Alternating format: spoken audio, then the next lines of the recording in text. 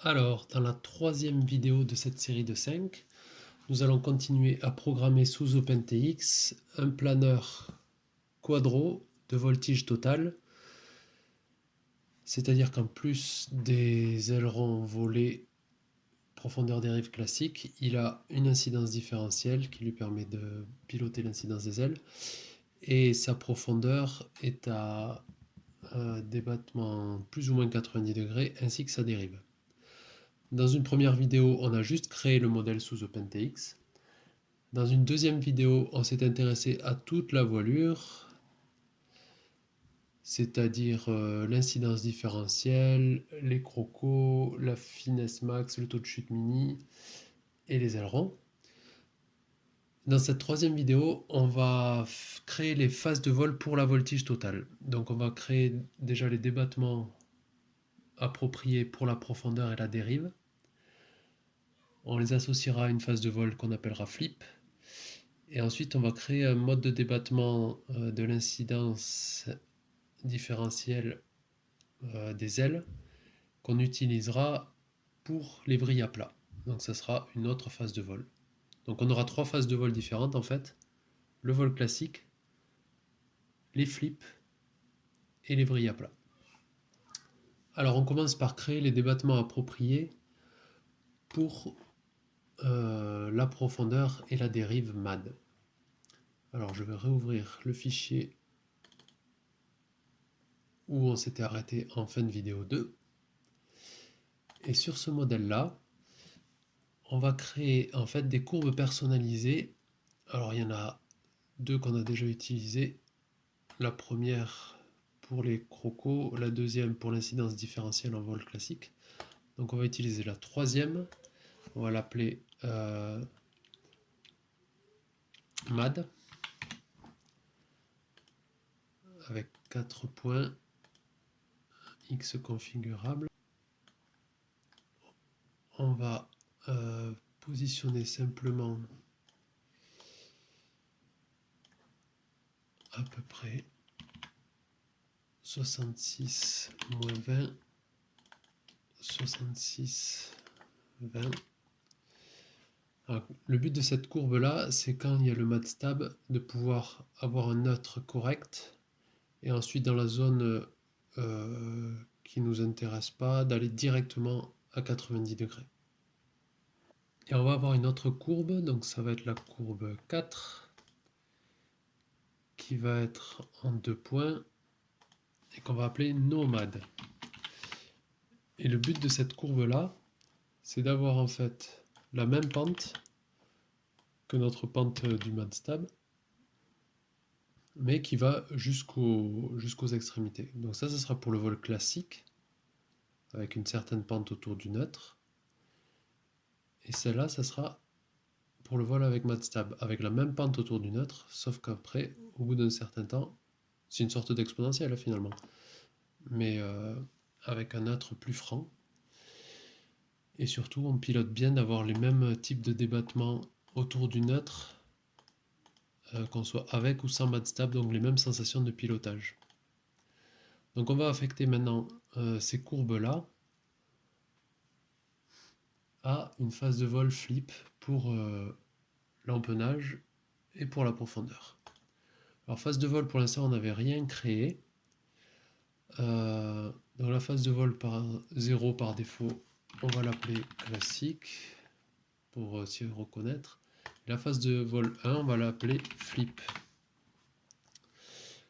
Alors comme on avait créé une variable globale en phase de vol 0, qui nous servait à avoir les débattements du 4 axes, et que ces débattements n'ont pas de raison de changer quand on est en flip, on va mettre ici valeur de la phase de vol 0. Donc comme ça, on gardera la même valeur. Cette phase de vol, on va l'affecter à l'interrupteur SF par exemple. Bon, après, il faut voir dans la pratique sur votre émetteur ce qui vous arrange. Et donc dans les mixages, pour la profondeur qui est la voie 6 et pour la dérive qui est la voie 7, ça va être exactement le même fonctionnement pour les deux. On va rajouter, clic droit, ajouter,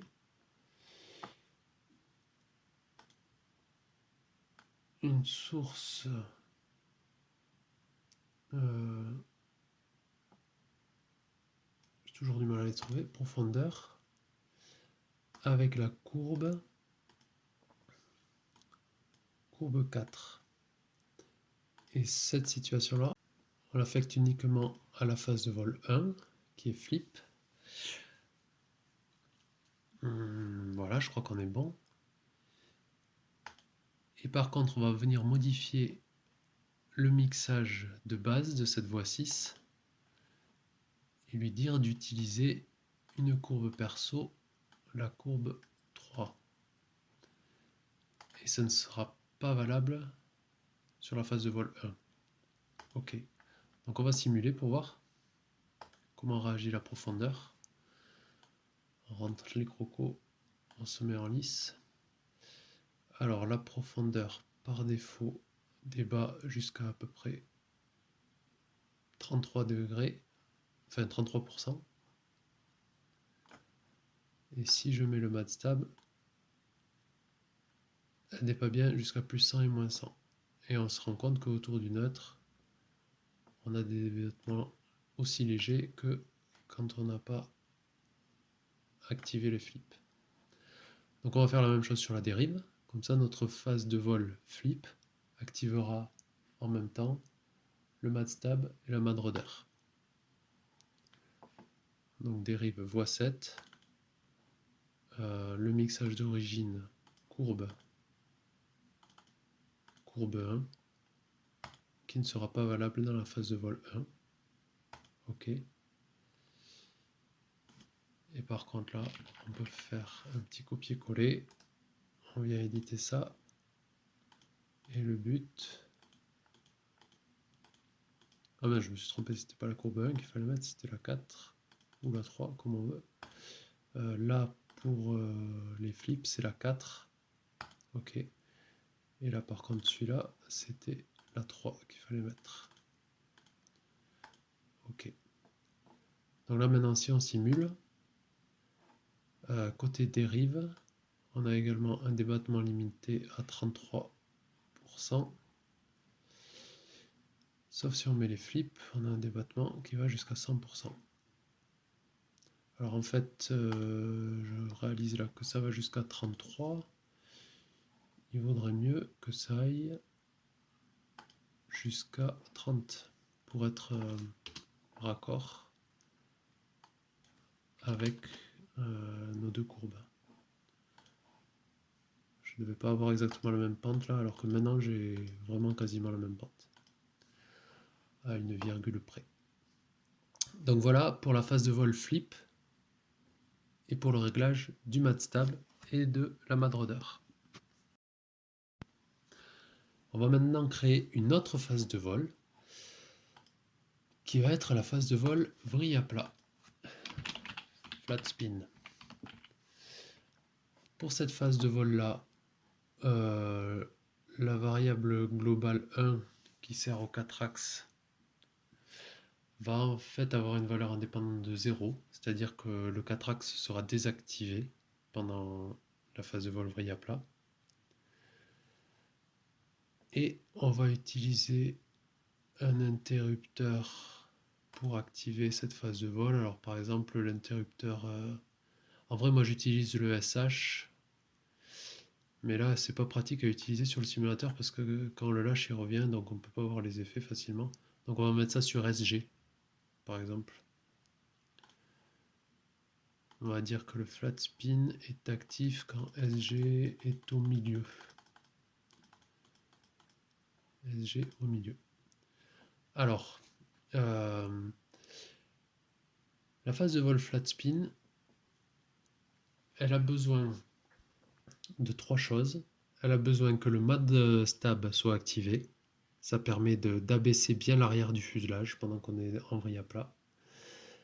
Elle a besoin que le MadRudder soit activé, ça permet d'envoyer sur l'axe de lacet au maximum. Et surtout la particularité, c'est tout l'intérêt de l'incidence différentielle sur les modèles de voltige total, c'est de mettre les ailes en hélice. Donc les ailes en hélice, ça veut dire que l'incidence différentielle va jouer un rôle très important. Donc on va, pour ça, avoir l'incidence différentielle qui va être prépondérante au niveau des ailerons en phase de vol flat spin. Donc si je retourne dans mes mixages, on avait activé le MadStab pour les flips. Bon, on va l'activer aussi pour la phase de vol 2. Et par contre, le stab classique, on va le désactiver pour la phase de vol 2. Pareil avec la dérive. On désactive la dérive classique pour la phase de vol 2. Et on active la dérive MAD pour la phase de vol 2. Donc ça, c'est bon. Et ensuite, il nous reste à utiliser la voie 3. Donc l'incidence différentielle. Donc on va commencer par désactiver le mixage qu'on avait déjà programmé pour l'incidence différentielle sur la phase de vol flat spin. Voilà, c'est désactivé. Pour rappel, ce mixage-là consistait à utiliser la courbe 2 sur l'incidence différentielle. Cette courbe-là fait que l'incidence différentielle était inactive autour du neutre et que l'incidence différentielle ne venait s'ajouter aux ailerons qu'à partir de 50% de la course du manche. Alors que là, en flat spin, ce qu'on veut, eh bien, c'est un fonctionnement plus habituel du cerveau en fait. C'est-à-dire que tout simplement, l'incidence différentielle pour la phase de vol flat spin va être active dès le neutre et avec un débattement qui va s'étendre de moins 100 à plus 100%. Donc là, si je fais la simulation, je me mets en lice après avoir rentré les crocos.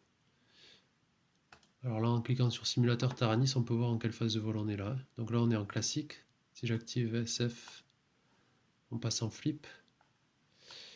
Et si je mets SG au milieu, on passe en flat spin. Donc là, on va constater au niveau des ailerons que l'incidence différentielle joue dès le neutre. Alors qu'en classique, l'incidence différentielle reste à 0 autour du neutre. Donc c'est bien l'effet recherché. Alors en plus de ça, on peut jouer sur les ailerons pour la phase de vol flat spin. Dans un premier temps, moi, j'avais les ailerons que je rendais carrément inactifs en flat spin. Mais dernièrement, sur le Sfolazzo, j'ai trouvé encore plus efficace de permuter en fait les pourcentages d'action volée aileron. C'est-à-dire que mes volets pour la flat spin débattent à 100%, alors que les ailerons débattent à 30%. Pourquoi ? Pour créer une forme d'hélice le long de la voilure, parce que quand on est en flat spin, en vrille à plat, c'est vraiment la voilure qui devient une hélice, c'est-à-dire que le bord de fuite de l'aile intérieure devient le bord d'attaque. Donc pour créer cette forme d'hélice, eh bien, il faut que le pas soit maximal au plus près de l'emplanture et minimal, enfin plus faible en tout cas, au saumon. Alors comment faire ça ? C'est très simple, on retourne sur notre tableau des mixages. Et là, au niveau du ratio des ailerons, on va désactiver pour la phase 2 celui qu'on avait créé. OK. Et on va en créer un autre qui va utiliser toujours l'entrée des ailerons, mais qui aura un taux beaucoup plus faible, par exemple 30%, et qui sera dédié uniquement à la phase de vol flat spin. OK. Donc cette ligne-là, on peut la recopier. Donc ça, c'est la ligne de la voie 1, l'aileron extérieur, dont on veut diminuer le débattement pour les flat spin. On va faire la même chose pour la voie 5. Donc on va copier cette ligne-là dans la voie 5. Dans la voie 5, on n'oublie pas de désactiver le mixage classique pour la phase de vol flat spin. Et ensuite, par contre, pour les voies 2 et 4, où on veut augmenter le débattement, on va faire un peu pareil, c'est-à-dire qu'on va désactiver le débattement classique pour la voie 2 et on va créer un nouveau débattement basé toujours sur l'entrée des ailerons qui sera actif uniquement en phase de vol 2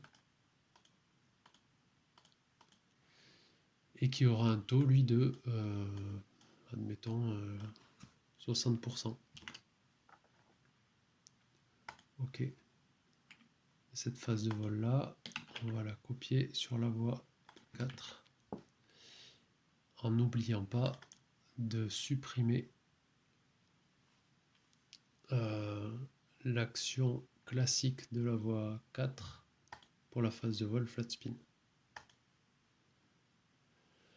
Donc si on retourne à notre simulateur, on rentre les crocos, on se met en lice et on se met dans la phase de vol flat spin en activant l'interrupteur SG.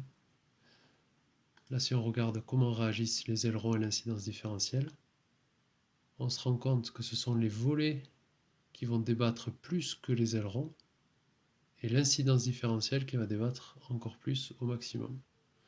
On remarque également que le 4-axe a été coupé parce que on a mis la variable globale 4-axe à une valeur 0 pour cette phase de vol. Alors, résumons-nous. Bon là je remets juste dans le bon ordre, c'est le mixage. Qu'avons-nous fait dans ce tutoriel? On a créé deux phases de vol. On a gardé la phase de vol 0 comme étant le vol classique, et c'est tous les programmes qu'on avait fait jusqu'à présent. La phase de vol 1, on l'a appelée flip. C'est là où on active le mad rudder et le mad stab. On a créé également une autre phase de vol flat spin où on active le mad rudder, le mad stab. On rend l'incidence différentielle des ailes active dès le neutre du manche des ailerons et on donne au volet plus d'action, 60%, que les ailerons, 30%, pour donner à l'aile une forme d'hélice et favoriser la vrille à plat.